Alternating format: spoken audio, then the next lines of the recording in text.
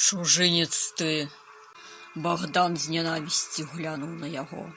Холодная, колкая, яна плёскалася ў яго светлых вачах, як вада ў полыні, пералівалася цераз край, усцела ільдзінкамі недаверу, абурэння, агіды, застывала даўняй крыўдай, ствараючы вакол крохкія берагі, смяротныя, небяспечныя. Не падступішся без таго, каб не абламіць гэты кволы лёд і не ухнуць у ледзяную ненавісць, смяротную пастку з галавой заўсёды, каб ужо ніколі не выбрацца з яе, не выратавацца і так і пайсці на дно чорнага віру міжасобныя бойкі. Які я табе чужынец, што ты кажаш? Ён цяжка ўстаў з дубовага сталу, прайшоў па пакоі, адкінуў з лбу пасму густых валасоў. Калісьці чорная, цяпер яны сталі амаль сівымі, соль з перцам. Ён усміхнуўся. Ці, як млечны шлях, срэбная паласа ў густым чорным небе, дзе-нідзе ўтыканым мірготкімі цвічкамі зорак.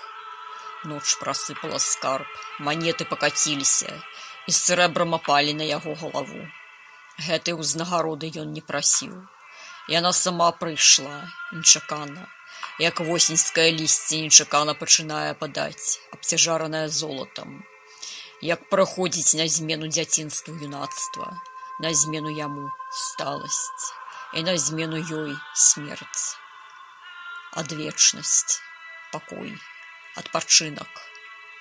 Часам яму здавалася, ён аб ім марыць, чакае.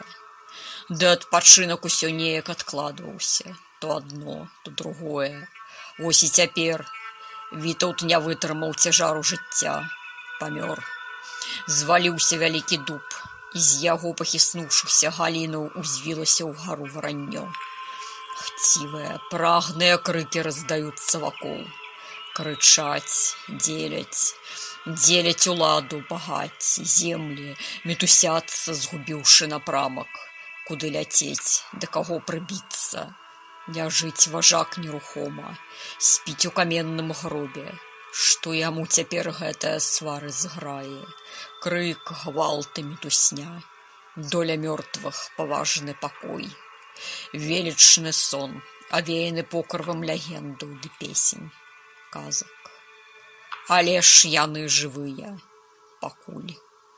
Які я табе чужынец, вымавіў. Я ж тут жыў з табой, усё жыццё на адной зямлі. Тут я сталеў, тут нарадзіўся і памёр мой бацька. Продкі мае тут пахаваныя, курганы паўсюль. Што і калі я зрабіў, каб мяне звалі чужынец? Ці здрадзіў я гэтай зямлі? Ці аддаў яе ворагу? Ці прадаў? Ці разрабаваў? Яна была пустазеллем, пакуль я не ўзяўся за яе. А цяпер гэта годнае месца, вядомае паўсюль, і знаць вышэйшых еўрапейскіх дамоў ведае яе і не пагарджае нашым сяброўствам. Мы адкрылі шырокі шлях на захад, на поўдзень і поўнач, ляглі ад мора і да мора. Праз нас ідуць караваны. Нам паціскаюць руку манархіі, каралі ад Італіі да франкаў, германцаў, і нават далёка за морам ведаюць нас. Дзе ж тут была здрада, скажы?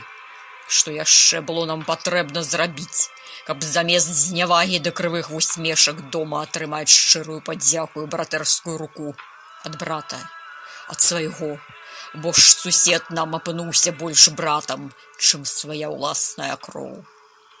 Не пэцкай нашую кроў сваім брудным словам. Вочы суразмоўцаны ліліся, набрынялі крывёю.